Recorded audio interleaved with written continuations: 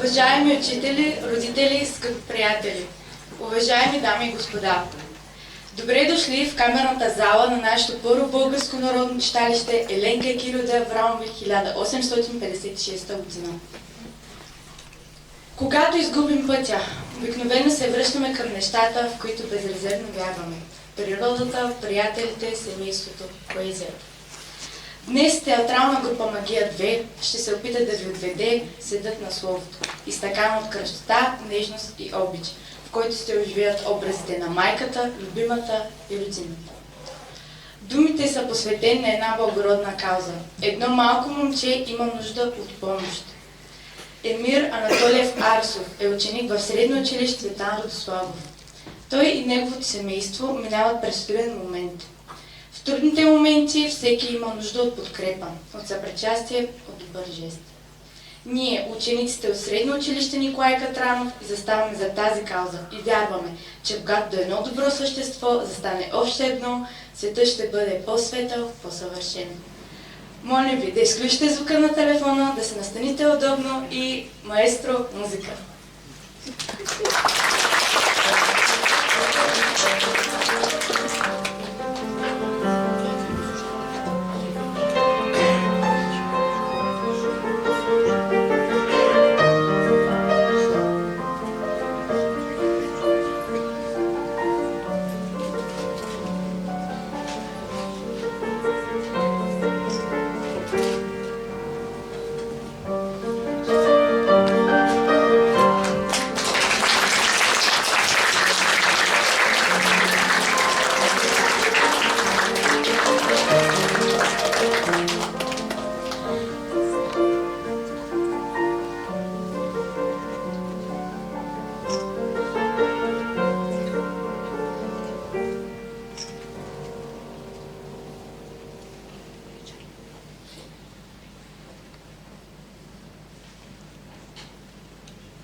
Молитва Борис Христов. Мъглата като балдон е провесила празни ръкави. Обличам балдона, направен по моята мярка, и моля се, никого в тая нощ не забравяй, Господи, сазал на пътя с колесницата бяла. Дай на бедняка спокойствие да обяда подреме, пари на глупака, да се ядосва, когато ги харчи. Помогни на джуджето от бъчвата мед да си вземе и да намери в театъра своето място играча. Покани на вечеря поета, напълни му писалката, увездай на коня му, вместо да слуша стихове. Поседни до самотника в дългото негово чакане и кихни зарад болния с най-сладкото кихане. Избери за палача някое друго призвание. Смачкай кърлежа, който кара жената да бяга. Затегни в самолета на децата коланите и отведи до леглото стареца, който си ляга. Дай на мъртвия нощна шапка и хубава книга. Рай направи за дървото, което нъгъла чака. А на мен помогни тая нощ от дома да пристигна и да измия, Господи, нозете на моята майка.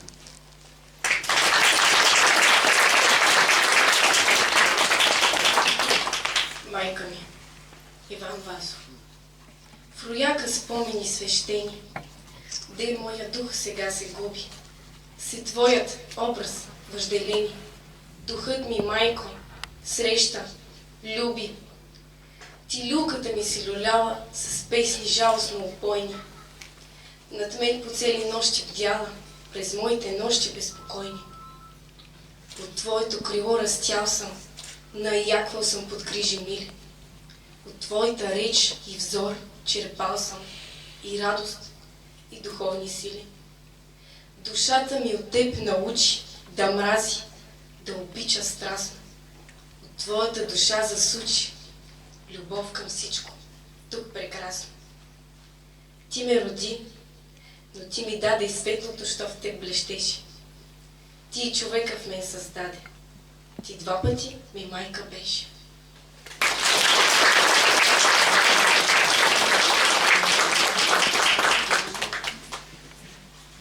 Песен за майката, Марко Ганчев.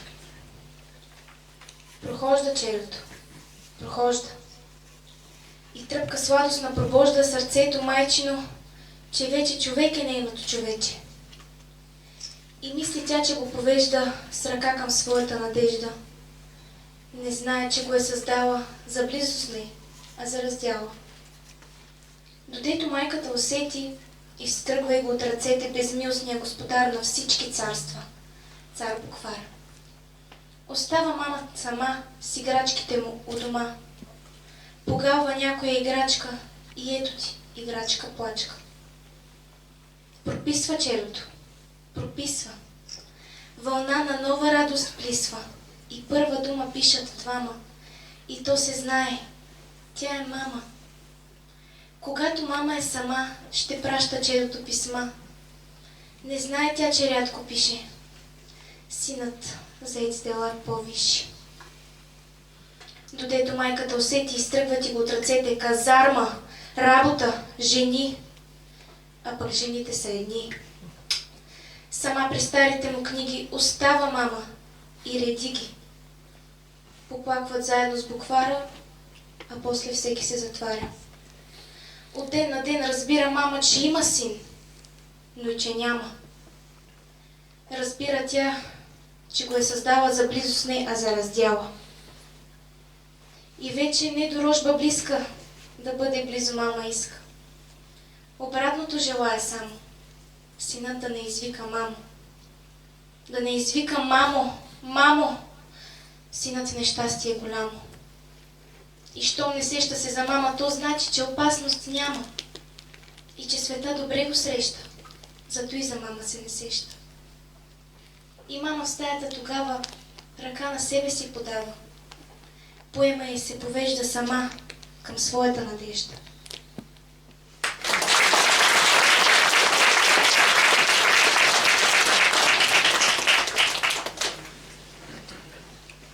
При вечер. Павел Матев. При вечер. И нищо се не чува. В сдърчината селска тишина. Добър вечер. Мама ме целува. Дюлята излъчва светлина. Мама ме целува. В двете длани мъжко необръснато лице и две сълзи запазени от лани, скрити в най-дълбокото сърце. Ябълки в шепите събрани, прясно сирене и старо шав. И думите й малко неразбрани слушам аз и ням и гологлав. Уж съм вещ в българското слово, а не мога да усетя сам как се ражда този странен говор на човек от щастие люлян. Някъде в детинството ми плуват кучета, волове и жита. Добър вечер. Мама ме целува. Мене ме целува вечността.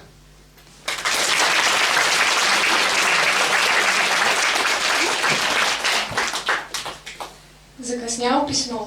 Станка Пенчева. Помниш ли? Падаха вече листата на нашите вишни. Ти ме целуна и рече през сълзи да пишеш. Аз се обърнах и твоите сълзи забравих. Тръгнах през жълтата шума направо. Сякаш за мен бе постлана земята богато, моите нозе да вървят по пътека от злато. Имаше някъде извори скрити в горите, имаше стари чешми с махнати корита и езера засяли сред каменни хребети. С тая ръка исках всички води да загреба. Имаше някъде пътища с прах и талиги, влакове имаше, дето с грохот пристигат. Как да не бързаш с пламени бузи от вятъра, щом като чака простряна пред тебе земята. Имаше някъде други градчета и хора. Исках аз техните порти с привет да отворя. Толкова жадна бях всичко да видя, да взема, че да ти пиша все нямаше време. Моите години се смееха, сменяха влакове, твоите мълчаха под старите вишни и чакаха. Сигурно всички тези есени ти си броила. В мене си вярвала с чистата майчина сила. Малкото твое момиче сега е голямо. тича след мене дете и нарича ме мамо. Помня как първата смешната стъпка направи, как с ръчичка полата ми стискаше здраво. После се вдигна на пръсти, врата отвори, после запита къде ли се свършва простора. Може би скоро ще кажа през сълзи да пишеш и ще си спомня и тебе, и старите вишни. Твоята коса като зимните преспи е бяла. Чакаш ли още? Ето го моето писмо, закъсняло.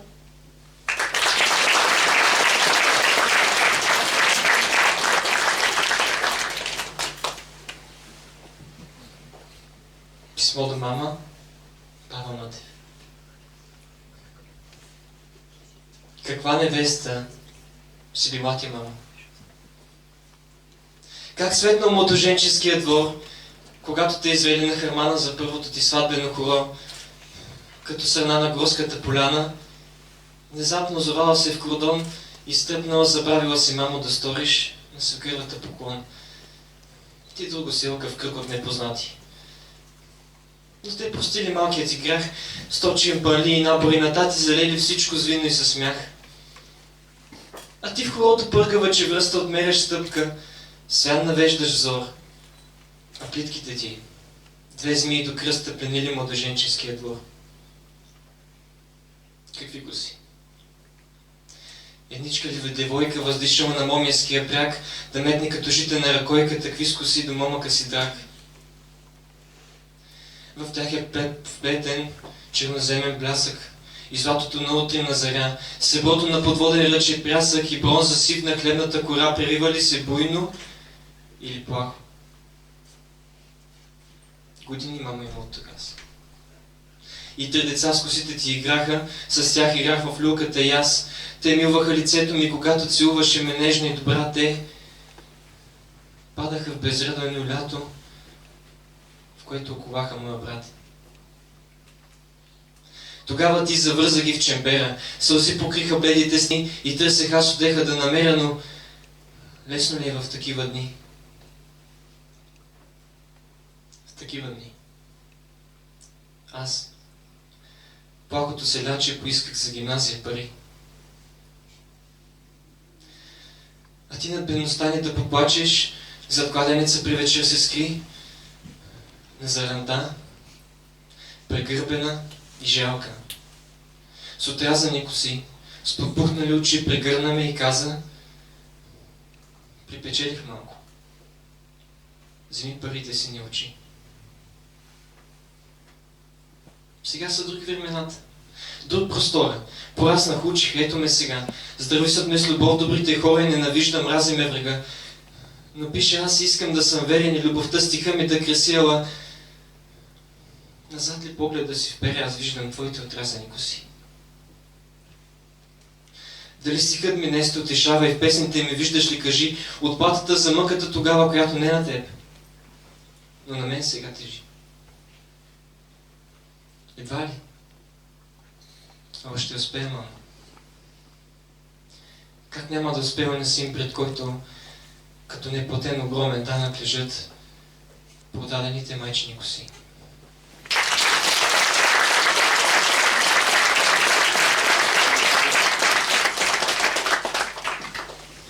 Жена, Блага Димитрова, как тревожно е да си жена. Красота и усмивка да бъдеш сред всеки дневния сив кръговрат. Вярност срещу изменчивия вятър. Нежност в загробелия свят. От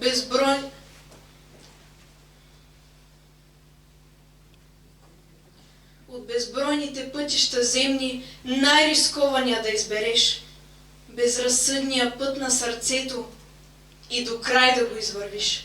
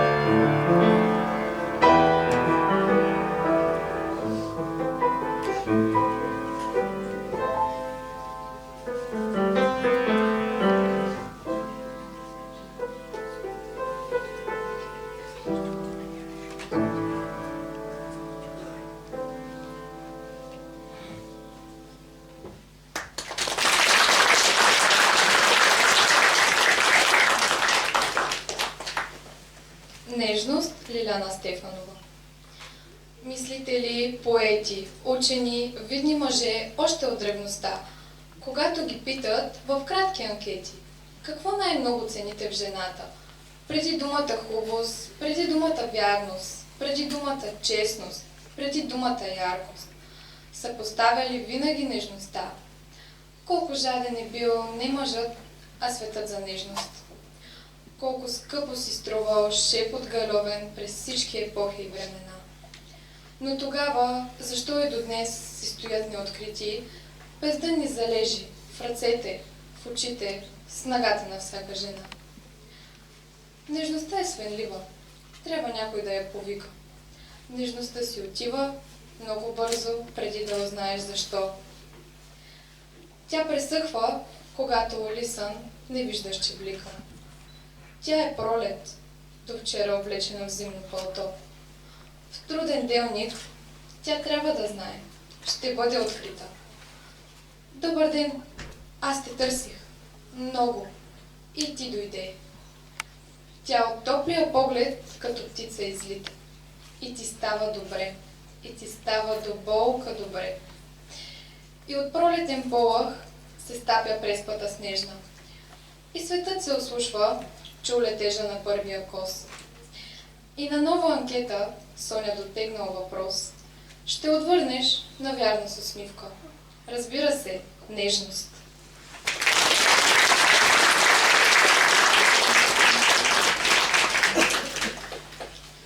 Ти сън ли си, Павел Матев? Ти сън ли си? Или те има? Или си утрена звезда далечна, но с близко име, която свети без следа. И ту засвети, ту угасне на моята любов лъча аз, ту те нарека прекрасна, ту изненадна замълча. Къде отиваш? Де изчезна надеждата да бъдеш с мен? Сърцето ми е тревожна бездна, живей щастливия си плен. Мечта ли си? Или те има? Ти огън ли си или дим? Защо си тъй неповторима, щом този свят е повторим?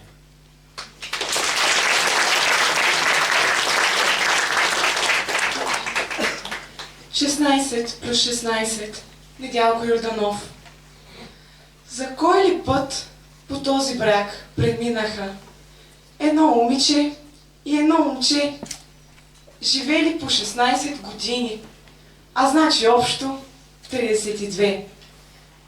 За кой ли път те спореха разпалено по темата, наречена съдба, и мислеха, че всичко са узнали, щом знаят, че съдбата е борба.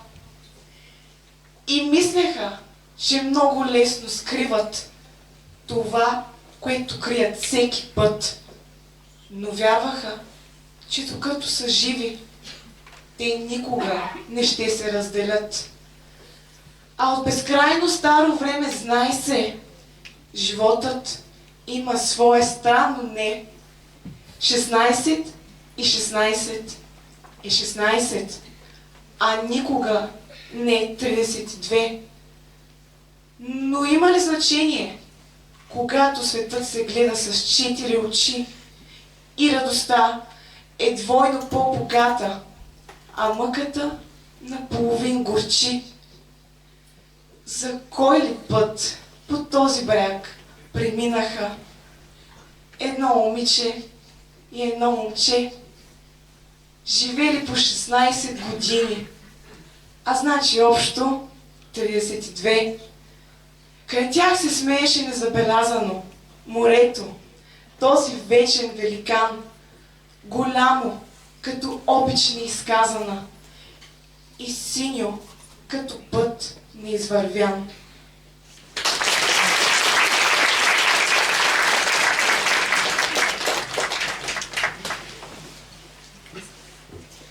Разказвай ми.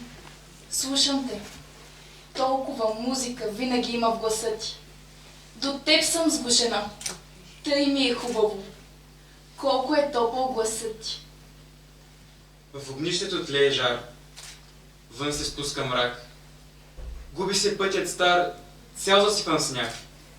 Спрете, бели мигове, те бързо не летете. Свой неизбежен бяг за малко забавете. Няма път в нощта. Разказвай ми. Слушам те. Знам, че е истина. Всичко ти вярва сърцето. Край огъня сгушени виждаме искрите, как се прегръщат и светят.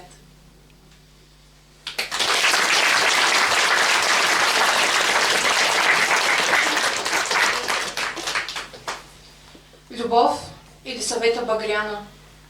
Кой си ти на моя път застанал? Моя сън от клепките прогонил, моя смях от устните откъснал. И магия някаква ли стана? Виждам те в старите икони. Чувам те в съня си късно нощем. Гледаш ме с очи на похитител, а в гласа ти всеки звук ме гали. Кой си ти? Духа ми смут запалил. Мефистофел ли или кръстител? И сърцето мое доверчиво пее, птичка в разцъфнала градина. Пее и наричате любими. И покорна шепна щастлива, както на Исуса Магдалина, ето моите ръце, води ме.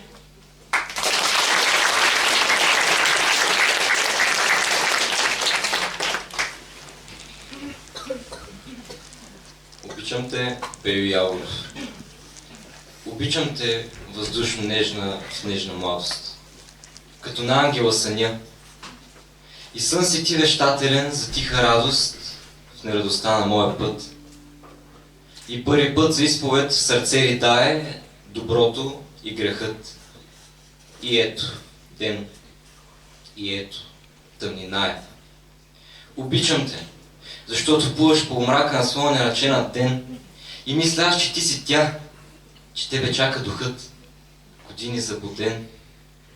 И в океан мъгла се взирам и страдая към тебе устремен. И ето ме на бездната на края. Обичам те, защото се усмихваш кротка пред застрашителна съдба. И няма кой да чуе в устремена лодка предупредителна тръба. И няма да ме спре, защото аз те любя. Ни укор, ни молба. И себе си, и тебе да погубя.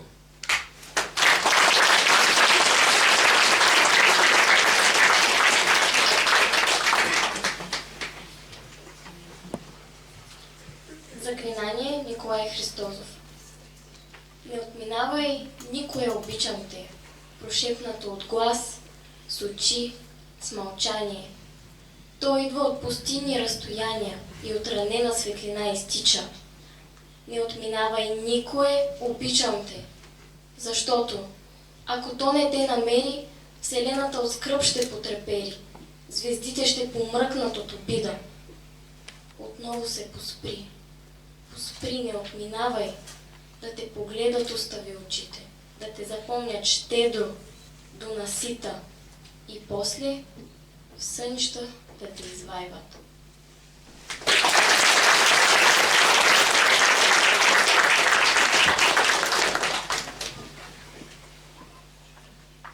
Горчиво вино, Евтим Евтимов. Бъди в живота ми като калинка, излитнала от топлата ми длан, към някоя звезда под свода синка, в която винаги ще бъда взрян. Бъди една светкавица голяма, която нощем пада върху мен, душата моя да превърне в пламък и всяка нощ да светя като ден. Бъди и грешна ти, бъди и права, бъди и с гневни и с добри очи, но всякога си остани такава, дори когато много ми горчи. Горчива обич нека ме опива, от старите винари още знам, че истинското вино е горчиво. За подсладено няма да те дам.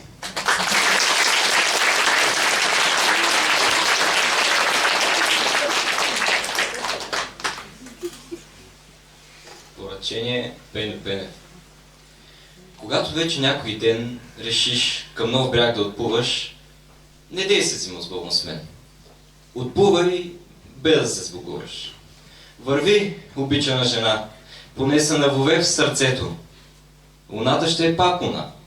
И пак небе ще е небето. В любов не дей ми се кълна.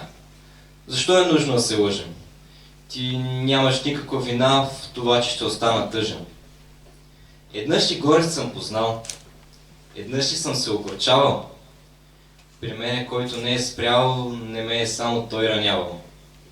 Ти моята любов прости. Сърцето ти не ми е длъжно. Какво е скръб, не знаеш ти. Не знаеш ти какво е тъжно.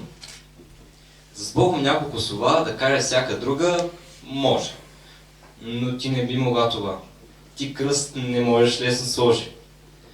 Ах, ти си толкова добра. И своята нова безнадежност, без думи аз ще разбера за озучалата ти нежност. Зато и когато някой ден си тръгнеш и не затъгуваш, не дей се взима с Богом с мен. Отплувай, без да се сбогуваш.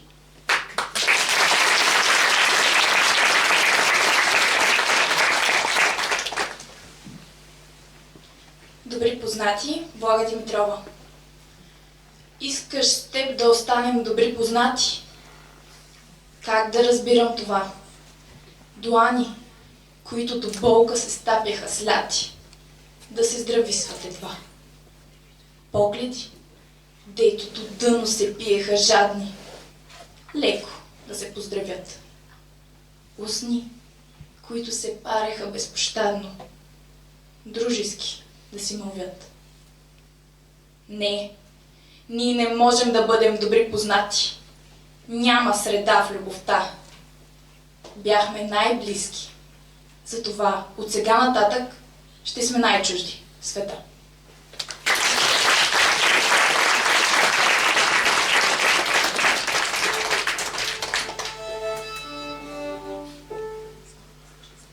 Помниш ли Яна Вълчева?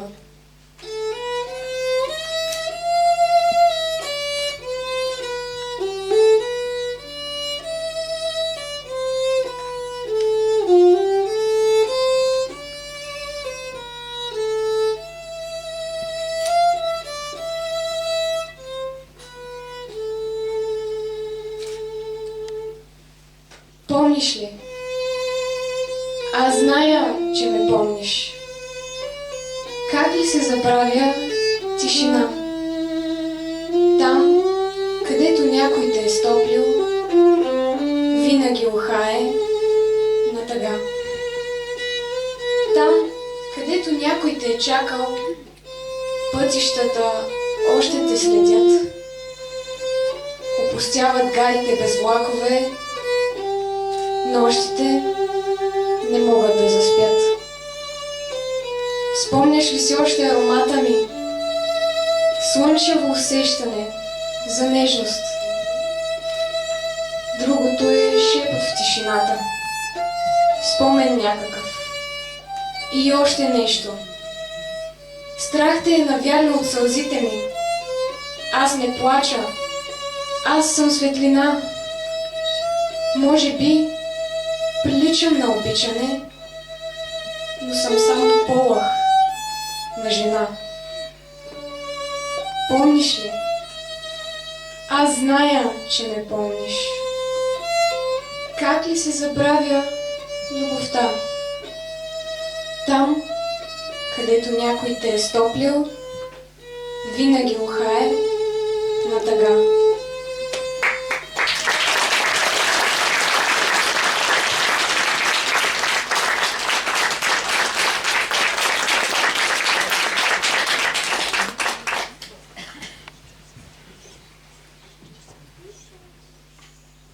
Не мога като злато да те заровя, Станка Пенчева. Не мога като злато да те заровя, като пръстен на ръката си да те нося. Пия с виното и тънка отрова. Ще дойде след мен друга някоя дългокоса. Не мога с 9 ключа да те заключа. Все някога сърцето ти ще изцине. Едно те заклевам. Каквото и да се случи, не повтаряй от миналото.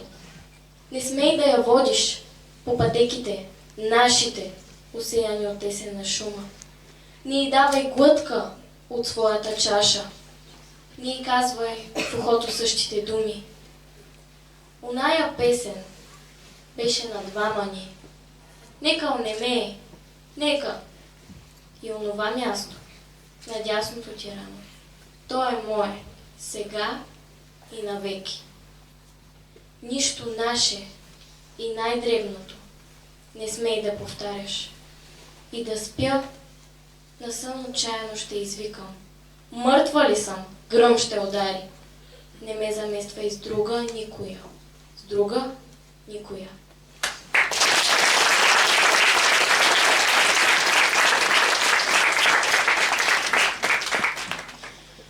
Лунен надпис Ивайло Балабанов. Красива като Йовковата жента и като щерката на цар Приян. Тя съгреши библейската легенда и ябълка поискал да дам. Прогониха ги с гняв от небесата. Не чуха простия им апостроф. А дяволът написа на луната Адам плюс Ева равно на любов. Тя стана Пенелопа и Елена. Бе Дездемона, беше Жана Дарк. Църкиня беше. Бе обикновена цветарка в разцъфналия парк. Бе вещица и идол. Беше муза. Вървеше тя през страни с ребро. Трептеше ситно бялата й блуза на пъргавото българско хоро. В ден, различен ден от всички други, самата бяла, като сватбен стих, с очите си, две черните минуки, закичваше тя своя мил жених. Той бе създаден, за да я обича.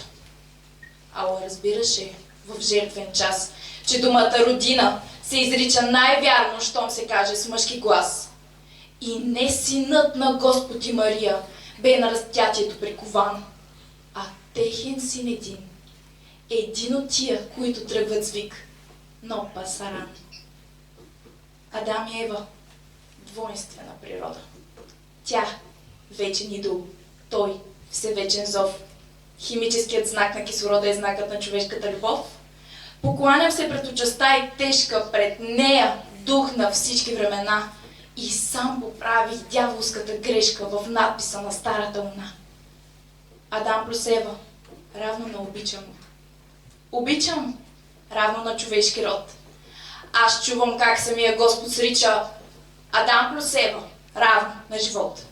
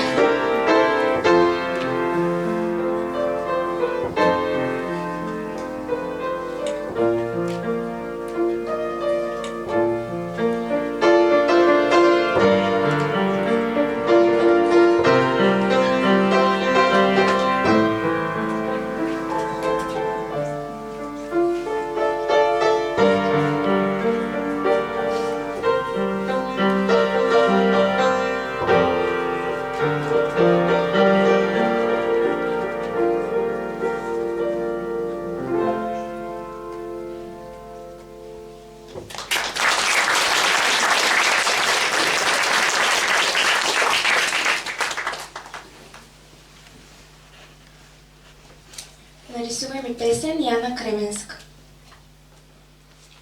Нарисувай ми песен, планина да обръща.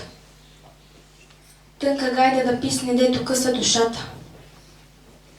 Нарисувай ми ехо, песента да ми връща, но такава, каквато досега не е пята. Нарисувай ми песен от мъка зачената, дето нощем засуква от лунното виме и подкарва света а е тясна Вселената. На Вселената трудно се дава име. Нарисувай ми песен като дива кобилка, да си няма юздичка, да си търси стопанин, да я хване накрая и страха да й милва. Нека няма камбани, нарисувай ми чанове, нарисувай ми песен. И когато прогледне този свят, самовлюбен от цяла вечност, ей така по-приятелски, кротко ще седнем.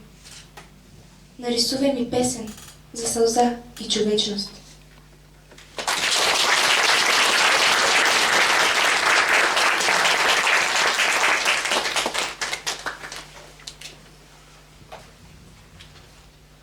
Да бъде хлябът бял, Стефан Цанев. Да бъде хлябът бял не е достатъчно. Да имаме коли не е достатъчно. И жилища да имаме не е достатъчно. И светлина да имаме не е достатъчно. Да имаме пари не е достатъчно. И почести да имаме не е достатъчно. Достатъчно е да не се срамуваш от думите си вчерашни. Достатъчно, ако не съжаляваш за днешните дела. Достатъчно е да умреш без страх, че обояваш червей. Достатъчно, ако спокойно казваш не и да. Достатъчно е, ако можем да гледаме децата си в очите. Достатъчно е, ако вярваш, макар че недостатъчно постигнал си мечтите.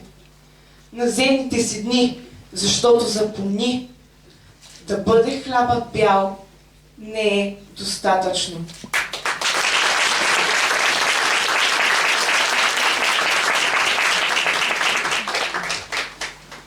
Молитва Стефан Цанев.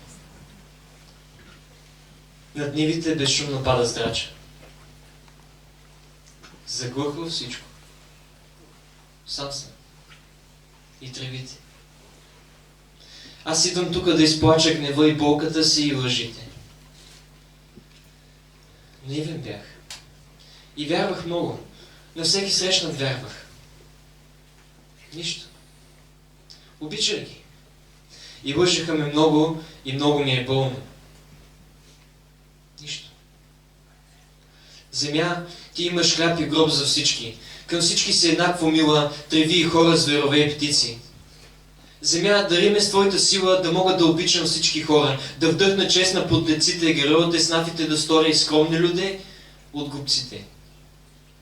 Земя, дари ме с малко сила да мога да повалям всеки забравил, че е сукал твое мляко и е дошъл по твоите пътеки. Заглухва всичко. Сам съм. И под мене земята тръпне черна, топла, гола. Аз слушам със спокойното й дишане и падам на колени и се моля. Земя, ти имаш хляб и гроб за всички.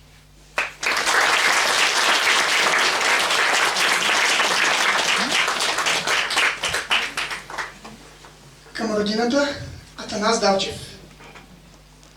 Не съм те никога избирал на земята. Родих се просто в теб на юнски ден в зноя. Аз те обичам не защото си богата, а само за това, че си родина моя. И българин съм не заради твоята слава и твоите подвизи и твоята бранна сила, а заради той, че съм безсилен да забравя за ослепените бойци на Самуила. Да търси който ще в теб сполука бърза и почести и власт със страст една и съща. Страданието мен по-силно с теб не свързва и нашата любов в една съдба превръща.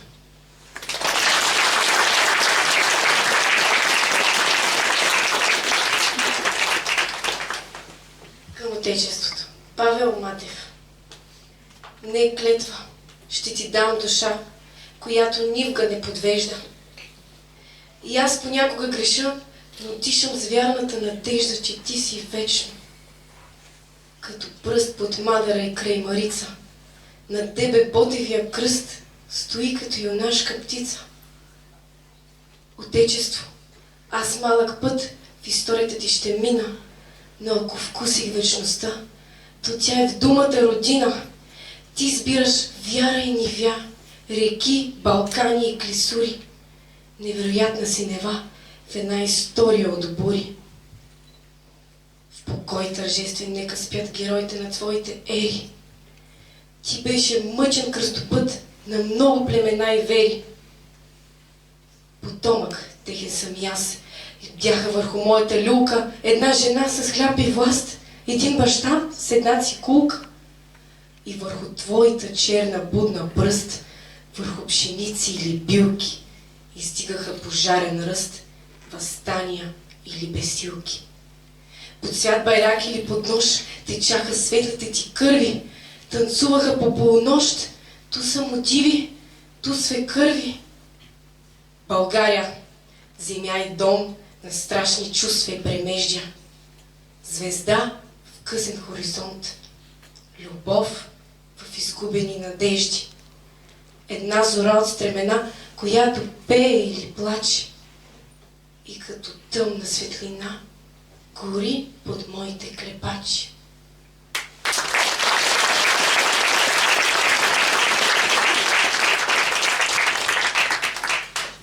Българио на живи и на мъртви, Дамян Дамянов. Българио на живи и на мъртви. Българио с безброй баташки църкви, с гробища и с паметници светли, и с този жертвен въздух, който свети. Като вече огън, аз искам да те събера в стих. Не мога. Аз искам цялата да те прегърна. Ръцете ми не стигат. Как да върна всичко, което ти си ми дарила? Не мога. И пред братската могила, и пред Шипка, и пред Вола Коленича, и без да казвам колко те обичам, с една сълза, и кървава, и страшна, за цялата ти обич се отплащам. Сълза на радост и от скръб проляна, сълза, в която ти си цяла сбрана.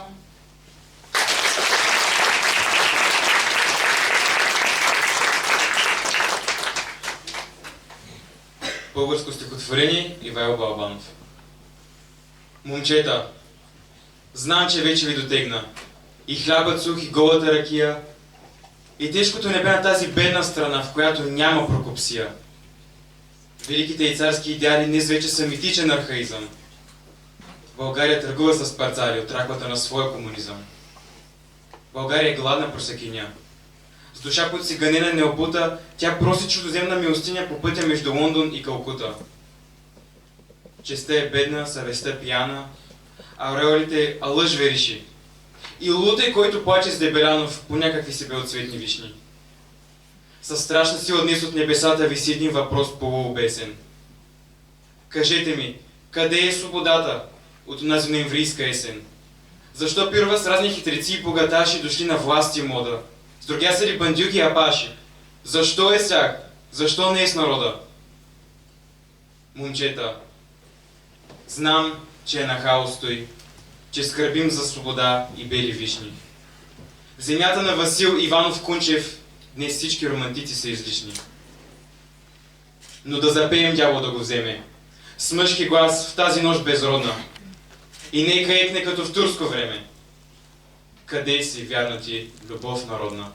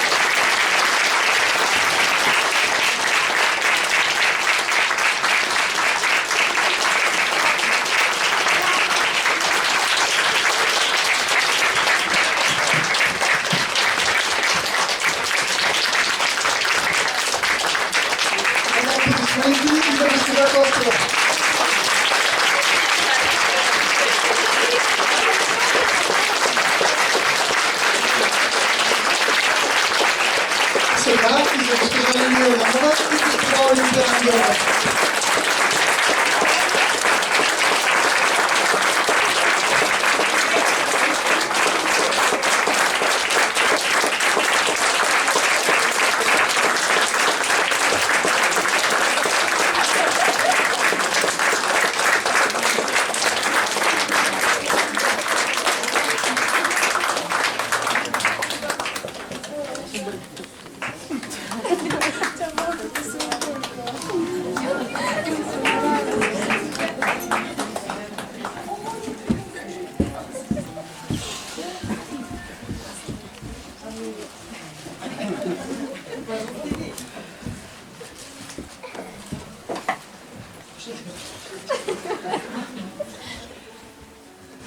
Добър вечер на всички.